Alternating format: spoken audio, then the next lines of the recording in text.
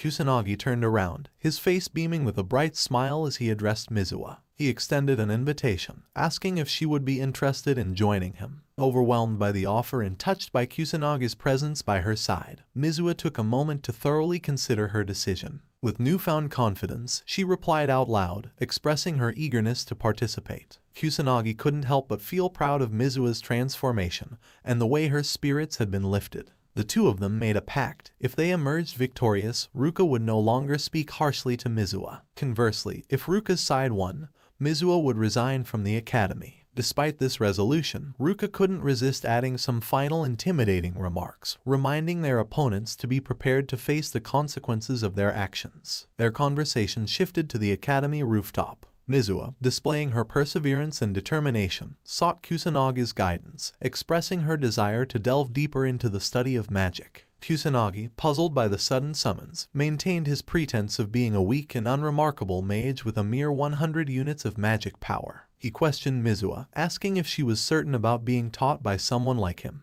Mizuwa's sharp intuition, however, allowed her to see through Kusanagi's facade and recognize that he possessed hidden powers far beyond what he presented. Impressed by Mizuwa's intelligence and unwavering belief in his ability to help her become stronger, Kusanagi couldn't refuse her plea for assistance. He agreed to help her, setting the condition that she must follow his instructions and remain committed throughout their training. Mizuwa's enthusiasm and joy were palpable as she jumped with delight, overwhelmed by the prospect of Kusanagi's guidance. He assured her that he would never turn down her plea, impressed by her willingness to pursue strength. They recognized the importance of preparing for what lay ahead. To begin their training, Kusanagi asked Mizuwa how she defined magic power. Confidently, she explained that it was the energy inside a person's body necessary for performing magic. When asked about incantations, Mizuwa described them as programmed instructions that converted magic power into magicraft. She added that intentionally increasing a mage's magic power was impossible, as it was predetermined before birth and ceased to progress at a certain age. Kusanagi corrected Mizuwa's misconceptions, revealing that magic power extended beyond an individual's body and encompassed the energy present in the natural world. He explained that incantations were tools supporting magicraft and contradicted Mizuwa's belief by asserting that intentionally increasing magic power was indeed possible. This revelation left Mizuwa grappling with the realization that her understanding of magic had been flawed. Unfazed by her skepticism, Kusanagi remained determined to impart his knowledge and train her in the three fundamental aspects he had mentioned. To initiate their practical training, Kusanagi channeled his magic power into Mizuwa, instructing her to inform him once she sensed it. After a few attempts, Mizuwa finally felt a tingling sensation on her back, indicating her perception of magic power. Kusanagi explained the significance of this sensation and its role in detecting and harnessing magic power from the natural environment. Despite her initial confidence, Mizuwa struggled to master this skill, prompting her to seek help from Kusanagi. Determined to assist her, he intensified his efforts, pouring even more magic power into her. Finally, Mizuwa's eyes opened wide, and she realized she could see the magic power before her. Mizuwa stared at her aura in disbelief. She had finally mastered the ability to see magic, a skill she had been striving for. She turned her gaze towards Kusanagi, hoping to perceive his magic power, but she couldn't understand why she could barely see it. Kusanagi praised her for achieving her first goal, and Mizuwa blushed, pretending that it had come naturally to her. With Mizuwa's newfound ability to sense magic, they moved on to their next training phase. Kusanagi instructed Mizuwa to learn how to adjust the amount of magic power she used, using magicraft with the appropriate amount of magic. He advised her to discard any unnecessary actions and focus on efficiency. Similarly, Mizuwa was encouraged to push her magic power to its limits, knowing that it would increase after she recovered from depletion. Curious if their training would differ from the basic teachings of the academy, Mizuwa asked Kusanagi. He reassured her that it was okay to doubt him, as he had always been truthful from the beginning. Mizuwa, however, had grown to trust him and vowed not to doubt him anymore. Kusanagi was pleased, and they moved forward to the next stage of training. Kusanagi instructed Mizuwa to step back as he took off his blazer, preparing to battle her. Mizuwa was excited to witness Akami's true powers. She unleashed a magic circle called the first level of aqua sorcery, sending two swirling water projectiles towards Kusanagi. With a calm demeanor, Kusanagi used his shield power, resembling a honeycomb, to block Mizuwa's attack. Mizuwa was impressed by his abilities. Kusanagi referred to the power he had used as the first level non-attributes magic barrier. He explained to Mizuwa that if she couldn't break through his shield, defeating her sister Ruka would be impossible. Determined, Mizuwa launched another attack, this time using ice bullets. However, Kusanagi effortlessly blocked her assault and advised her to keep moving while using her magic craft. He emphasized that stopping her movement would lead to defeat when facing a mage. Following their intense sparring session, Mizuwa was exhausted. Kusanagi offered her a towel and observed that she had used too much magic power in an inefficient manner. He explained that once she learned to adjust her power, she wouldn't need any incantations. A mage could use magicraft as long as they had magic power. To demonstrate, Kusanagi showcased his own magic, producing a fiery burst. He then compared Mizuwa's power to his own, highlighting the dispersed nature of her magicraft. However, he reminded her that adjusting magic power was key. Mizuwa realized that she didn't need to chant incantations anymore. She understood the advantage of shortening her chants in battle, conserving magic power. Mizuwa realized that this knowledge could strengthen her magicraft. Kusanagi stood up and urged Mizuwa to start over, emphasizing the importance of practicing as if her life depended on it. Although terrified by his intensity, Mizuwa passed out from exhaustion. When Mizuwa regained consciousness, Kusanagi reminded her that they would practice battle every day until she mastered his lessons. Later that night, Kusanagi roamed around Harajuku and sensed the presence of monsters. He noticed that their numbers remained constant despite extermination efforts. As he searched, he encountered a girl about to be attacked by a level 1 monster. Kusanagi swiftly eliminated the threat, but the girl, without saying a word, took a picture of him with tears in her eyes. Irritated by her lack of gratitude, Kusanagi considered wearing a mask in the future. The next day, Kusanagi and Mizuwa continued their training for the upcoming duel against Ruka. Mizuwa was consistently defeated, leaving her exhausted and panting on the ground. Kusanagi observed her progress, which was improving, but he knew she still lagged behind in various areas compared to her sister. He believed that there was no way for Mizuwa to win if she continued to be defeated by his level 1 barrier. Mizuwa, however, was resolute and courageous. She confessed to Kusanagi that she had always been compared to her sister and had given up on many things. But magicraft was the one thing she refused to abandon. She implored Kusanagi to be stricter with her. Touched by her determination, Kusanagi warned her that she wouldn't be able to win in her current state. Mizuwa yelled at him to push her harder. Kusanagi was proud to see Mizuwa's unwavering spirit and commitment to becoming a better mage. He agreed to be stricter with her and pushed her to her limits. Both Mizuwa and Kusanagi trained tirelessly, battling each other repeatedly. Kusanagi continued to lecture Mizuwa about the proper usage of magic power. After numerous trials and errors, they engaged in another battle. This time, Mizuwa finally managed to break through Kusanaga's magic barrier and emerged victorious. Overjoyed with her success, Mizuwa collapsed on the ground in celebration. Kusanagi, who had doubted her before, felt a surge of pride witnessing Mizuwa's progress and hard work. Mizuwa smiled, her face beaming with accomplishment. The next day, Kusanagi and Mizuwa stood outside the academy, preparing for their duel against Ruka. However, their path was blocked by someone who approached them at the entrance. A swarm of media reporters showed interest in the upcoming duel between Mizuwa and Ruka. Mizuwa was dumbfounded by the presence of the press, who seemed to have inside information about the duel. Kusanagi realized that even a simple battle between students highlighted the importance of noble mage lineage. The duel was scheduled to take place in the school's coliseum, and the entire academy was eagerly anticipating the event. Kusanagi thought it might be overwhelming for other students to participate, but Mizuwa explained that magic duels were rare occurrences and treated like special events by the academy. Both Mizuwa and Kusanagi prepared themselves for the duel as their names were called by the announcer. Sensing Mizuwa's nervousness, Kusanagi called her name before she walked forward, cheering her on to do her best. Mizuwa's stage fright transformed into motivation, and she moved confidently towards the stage. As she walked, she noticed Akami, a mysterious person whose words resonated with her. Ruka and Mizuwa faced each other in the duel. Ruka tried to provoke Mizuwa by expressing surprise that she didn't run away. Mizuwa defiantly responded that she wouldn't back down. Ruka criticized Mizuwa for assuming she could win, especially against someone like her. Mizuwa shouted that she would definitely win, but Ruka observed that Mizuwa had made progress in the past 2 weeks. Mizuwa analyzed her sister and acknowledged the difference in their magic powers, seeing that Ruka's powers were stronger. Nevertheless, Mizuwa resolved to give her best. The duel commenced, and both Mizuwa and Ruka attacked each other. They both utilized the same magic, the first level of aqua sorcery, and their magic powers clashed. Surprisingly, Mizuwa managed to counteract Ruka's power, much to her own astonishment. Ruka acknowledged Mizua's progress and praised her, which touched Mizua deeply. However, Ruka quickly clarified that it was merely a comparison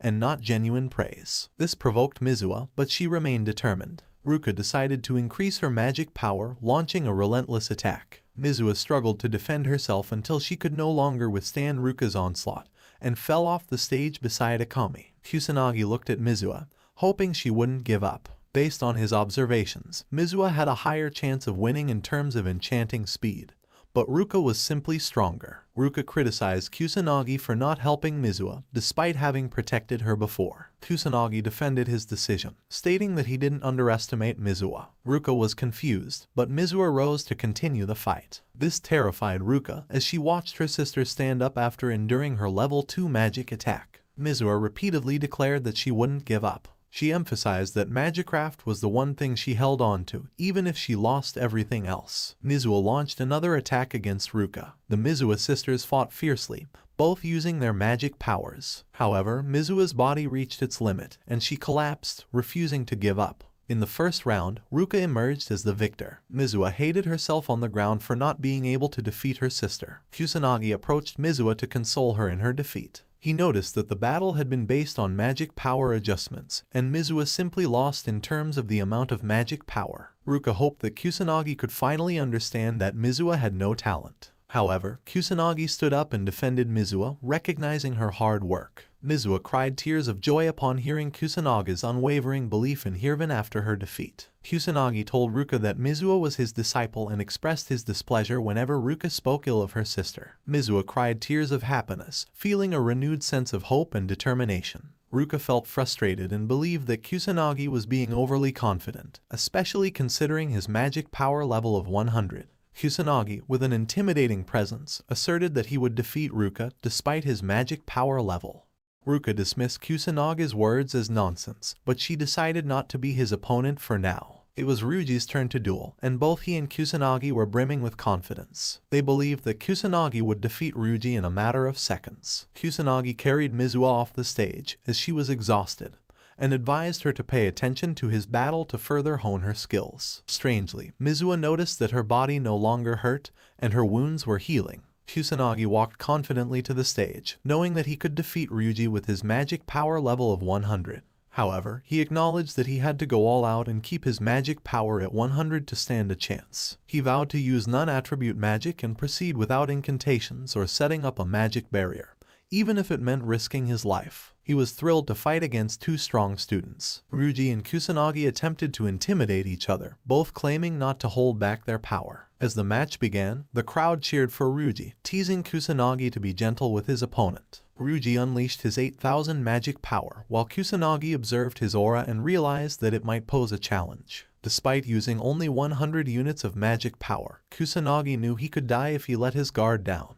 However, he swiftly put Ryuji to sleep with just a touch of his finger. The crowd was astonished to see the match end so quickly, with Ryuji still lying unconscious. Kusanagi emerged as the victor. Ruka rushed to Ryuji's side, concerned for her friend. Kusanagi explained to Ruka that he had knocked out Ryuji with just one hit, without using any incantations. Ruka was in awe of Kusanagi's ability, but he continued to provoke her, stating that the match had ended quickly. Mizua, astonished by Kusanagi's prowess, realized that he was not someone to be underestimated. Ruka decided to challenge Kusanagi to a duel, and he observed her magic power of 10,000. Which was stronger than Ryuji's. Kusanagi had gained attention with his quick defeat of Ryuji, and the third match would determine the winner of the duel. While Ruka chanted her magic, Kusanagi used the same attack he had used on Ryuji. He vowed to use low magicraft power for Mizua's sake. He aimed at Ruka's head, but she defended herself. Ruka noticed that Kusanagi didn't move or use any magic, unlike her sister Mizua. She analyzed Kusanagi but couldn't figure out how he remained unharmed without using any magic. The crowd couldn't take their eyes off Kusanagi as they saw Ruka's water magic hit him without affecting him. Mizua was amazed by Kusanagi's technique. Ruka attacked Kusanagi again, believing that he was using tricks. However, Kusanagi effortlessly dodged all her attacks. Ruka realized that Kusanagi was dodging without using any magic. Mizuwa listened to Kusanagi's advice and analyzed him using her own power. She realized that a mage could counteract magicraft with another magicraft, even with a difference in power. Ruka attacked Kusanagi once more with a powerful blow, but he dodged it using the same power he had used against Ryuji. Ruka was hit by her own power, but she remained conscious and asked Kusanagi how he was able to do it. Kusanagi explained that he used a magic drain to consume the magicraft and walked through the center of Ruka's magic, explaining why he remained unharmed. The stage was demolished by Ruka's powerful attack, except for the path where Kusanagi had walked. Ruka was impressed by Kusanaga's ability and acknowledged her defeat in the duel. Accepting her loss, Ruka stood up and fulfilled her promise not to say anything harsh to Mizuwa and never to force her to quit school again. Kusanagi, who had been Mizuwa's teacher, proudly stated that she had grown stronger in just 2 weeks. He advised Ruka to stop being overprotective of her little sister. Mizuwa, filled with determination, promised to become stronger and relieve her sister's worries. The Mizuwa sisters shared a laugh, but their moment of respite was interrupted by a sudden sense of a strong power. The sky turned red, reminiscent of the calamity from the past. Kusanagi recognized the abnormal magic power and realized that the calamity was happening once again. Everyone was terrified by this ominous development. Meanwhile, inside the school building, Tadano and his friends were searching for something to expose Kusanagi, whom they believed had cheated in the duel. All they found were textbooks on Kusanagi's back. As they continued their search, one of Tadano's friends became terrified by something they saw. The sky turned red, signaling the return of the calamity. Tadano and his friends realized the gravity of the situation. The students in the academy trembled in fear as they witnessed and felt the magic of the calamity. However, some of them were in denial, refusing to believe that such an incident could happen again. Kusanagi, too, was terrified by the presence of the calamity. He remembered the previous calamity in Shinjuku and hoped that the current events were not a mere coincidence. Suddenly, 3 large portals opened, and 3 monsters emerged, causing panic among the students. They ran in fear while the teachers tried to calm them down. Kusanagi swiftly annihilated the monsters with his magic, which appeared as a glowing beam of light. Using his green magic circle as a microphone, he urged everyone to calm down and instructed them to evacuate to the gymnasium in groups, as it was dangerous to go alone. Kusanagi specifically told the Mizuwa sisters to evacuate, leaving Mizuwa wondering about his plans. He decided to take it upon himself to save the people in the school building.